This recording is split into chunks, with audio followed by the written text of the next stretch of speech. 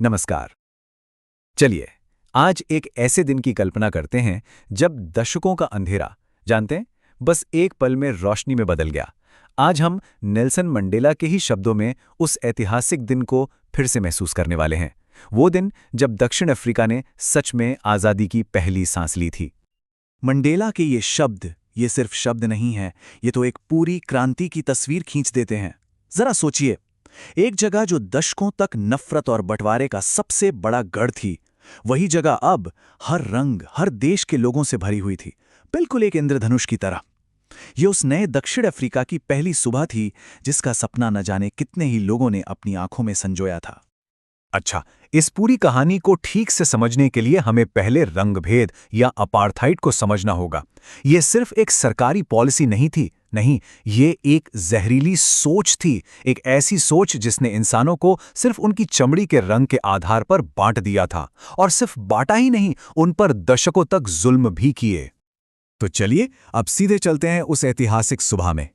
तारीख थी 10 मई 1994 और जगह थी प्रिटोरिया की यूनियन बिल्डिंग्स, जो उस दिन एक बिल्कुल नए सूरज का स्वागत कर रही थी। ये कोई मामूली फंक्शन नहीं था, ये तो इतिहास का एक नया चैप्टर था जो लिखा जा रहा था। सोचिए, दक्षिण अफ्रीका की धरती पर दुनिया के 140 से भी ज्यादा देशों के बड़े बड़े नेता मौजूद थे, और वो सब क्यों आए थे? उस एक पल को देखने के लिए जिसका इंतजार सदियों से था। एक ऐसी सरकार का जन्म जो रंग या नस्ल से नहीं बल्कि इंसानियत के उसूलों पर चलने वाली थी। तो उस दिन मंडेला ने जो कहा वो सिर्फ एक भाषण नहीं था, वो शब्द एक नए देश की बुनियाद रख रहे थे। चलिए सुनते हैं। मंडेला ने रंग भेद को एक मानवीय आपदा कहा, एक एक्स्ट्रा ऑर्डिनरी ह्यूमन डिजास्टर।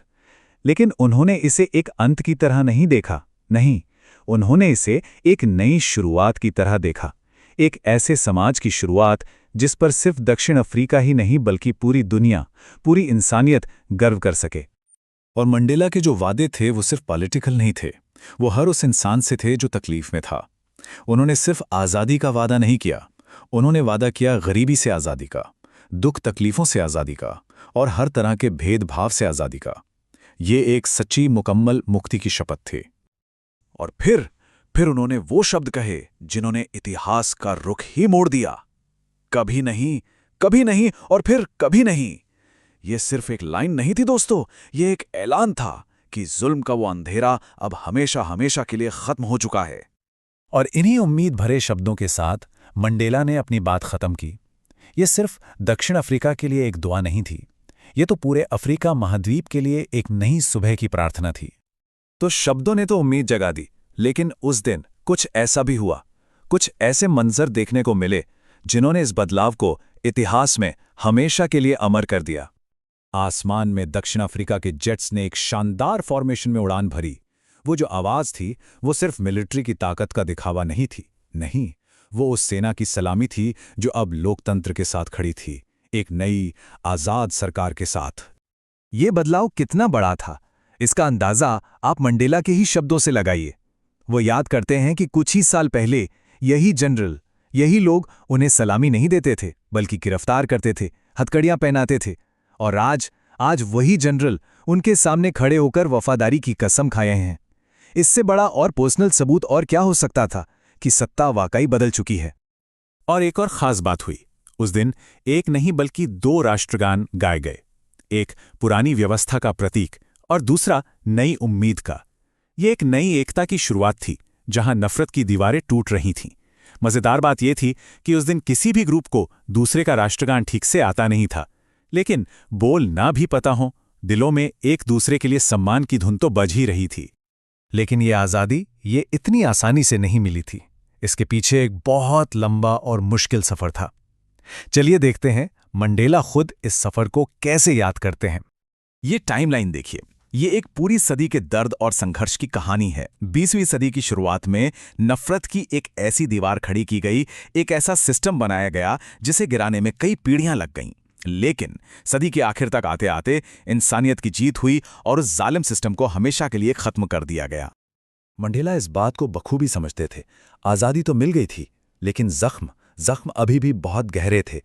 उन्होंने कहा कि दशकों के इस जुल्म ने देश और लोगों के दिलों पर ऐसे गहरे घाव दिए हैं कि उन्हें भरने में शायद कई पीढ़ियां लग जाएंगी। लेकिन यहीं पर मंडेला एक बहुत गहरी बात कहते हैं। वो कहते हैं कि शायद जुल्म की इन्हीं गहराइयों से हिम्मत और हौसले के पहाड़ पैदा होते हैं। मतलब इसी दर्द ने ओलिवर टैम्बो और वॉल्टर सिसलू जैसे महान करेजियस लोगों को जन्म दिया था। और मंडेला उन हजारों लाखों लोगों को याद करते हैं जिन्होंने इस दिन के लिए अपनी जानें कुर्बान कर दी। उन्हें इस बात का बहुत दुख था कि वो उन लोगों का शुक्रिया अदा नहीं कर सकते। वो लोग ये देखने के लिए जिंदा नहीं थे कि उनकी कुर्बानियों का नतीजा क्या निकला। मंडेला खुद को उन सभी देशभक्तों की कोशिशों का नतीजा मानते थे, the sum of all those African patriots. साहस यानी करेज, मंडेला के लिए इसकी परिभाषा किताबों से नहीं आई थी। उन्होंने इसे अपने साथियों में देखा था। उन्होंने देखा कि कैसे आम से दिखने वाले लोग एक बड़े मकसद के लिए अपनी जान तक दांव पर लगा देते हैं। यही उन्होंने सीखा कि असली बहादुर वो नहीं है जिसे डर नहीं लगता। अरे डर तो सबको लगता है। असली बहादुर वो है जो उस डर पर जीत हासिल करता है, उसे हराकर आगे बढ़ता है। तो ये तो हुई साहस की बात, लेकिन आज़ादी, फ्रीडम, इसका असली मतलब क्या है? चलिए अब इस बातचीत के आखिरी हिस्से में ये समझते हैं कि खुद मंडेला के लिए आज़ादी का मतलब वक्त के साथ कैसे बदला। देखिए, मंडेला के लिए आज़ादी का मतलब हमेशा से एक जैसा नहीं था। जब वो बच्चे थे तो आज़ादी का मतलब था बस खेतों में दौड़ना, नदी में तैरना। जब जवान हुए तो आज़ादी का मतलब हुआ अपनी मर्जी से रात को बाहर रहना, जो मन चाहे वो पढ़ना। ये सब निजी आज़ादी थी। लेकिन असली आज़ादी की समझ उन्हें तब आई जब उनकी अपनी आज़ादी की भूख अपने पूरे समाज की आज़ादी की भूख बन गई। ये वो टर्निंग पॉइंट था जब उन्होंने धीरे धीरे ये महसूस किया कि सिर्फ वो अकेले गुलाम नहीं हैं, बल्कि उनके सभी भाई बहन जो उनके जैसे दिखते थे वो सब भी आज़ाद नहीं हैं। और बस यही एहसास था जिसने एक आम इंसान के अंदर एक महान नेता को जगाया और उन्हें सिर्फ अपने लिए नहीं बल्कि सबके लिए लड़ने की ताकत दी। और आखिर में मंडेला एक ऐसी बात कहते हैं जो शायद सबसे गहरी है और जो दुनिया के हर समाज पे लागू होती है। वो कहते हैं कि जुल्म करने वाला भी आज़ाद नहीं होता, वो भी नफरत और घमंड की जंजीरों में जकड़ा होता है। मतलब इस जुल्म के खेल में जो जुल्म सह रहा है और जो जुल्म कर रहा है, दोनों ही अपनी इंसानियत खो देते हैं। और हम इसी गहरे सवाल के साथ इस चर्चा को ख़त्म करते हैं। अगर मंडेला की ये बात सही है कि सच्ची आज़ादी का मतलब जुल्म करने वाले और जुल्म सहने वाले दोनों को आज़ाद करना है, तो आज की दुनिया में हमारे लिए सच में आज़ाद होने का क्या मतलब है? ये सवाल सिर्फ दक्षिण अफ्रीका का नहीं है, ये हम सबका सवाल है।